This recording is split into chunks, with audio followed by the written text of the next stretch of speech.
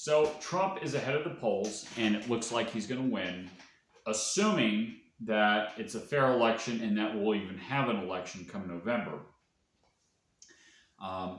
With all this mess that's gone on in the last 4 years, actually 5 because of COVID, and under Biden's administration, the world has really regressed quite a bit. People are saying that, it'd be great to have Trump in because it'll be just like it was, prior to Biden.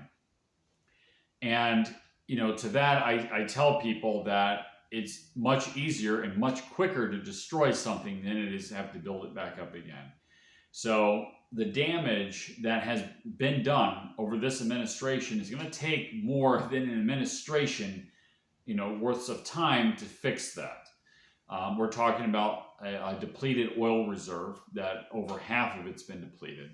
We're talking about getting permits and actually building the infrastructure to tap the shale in the Midwest, so we can put everything back online. Now that probably a lot of that can probably happen in less than a year, but there's still a lot of projects that should have been built that haven't been built because of quote unquote environmental concerns.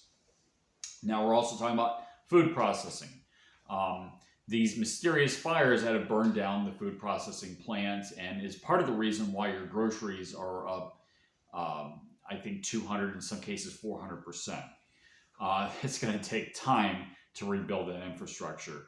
I'm not exactly sure exactly who is behind that, but we all know that somebody was behind this. We also have tens of millions of illegal immigrants. Since Biden has taken office, we're talking at least 10 million, probably a lot more than that have crossed the border. These people have to be deported. That's going to take a very long time to do.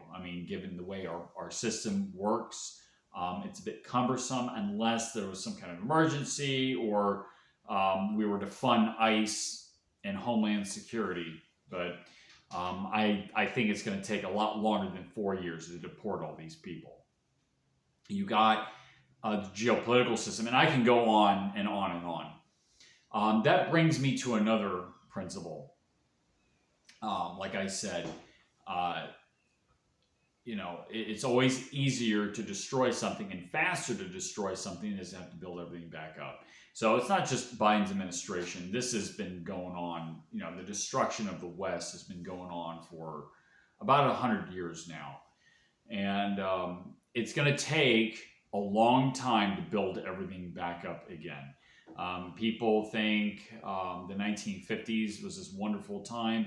I'm not so sure about that, but if you're talking about rebuilding the demographics of Western countries, that's going to be a multi-generational job, and that's assuming that everything is done right as of right now. That's assuming that you get that you flush out all the feminist propaganda, that we actually have an economy that is geared towards like a blue collar type of thing instead of a service economy. That assumes a lot of things, and that's that already we're starting on the wrong foot. we're just sort of regressing and sliding back into a situation that's much worse. So from a moral standpoint, from an economic standpoint, from a demographic standpoint, it's going to take multiple generations, assuming that we start right now to fix everything. So the good news is that there's a lot of opportunities here. There's a lot of opportunities to enlighten people. There's a lot of opportunities to be the exception. You can run a business right now and make a lot of money because a lot of people don't want to work, or there's a labor shortage, at least legal labor shortage. So there's a lot of opportunities, and there's a lot of work to be done.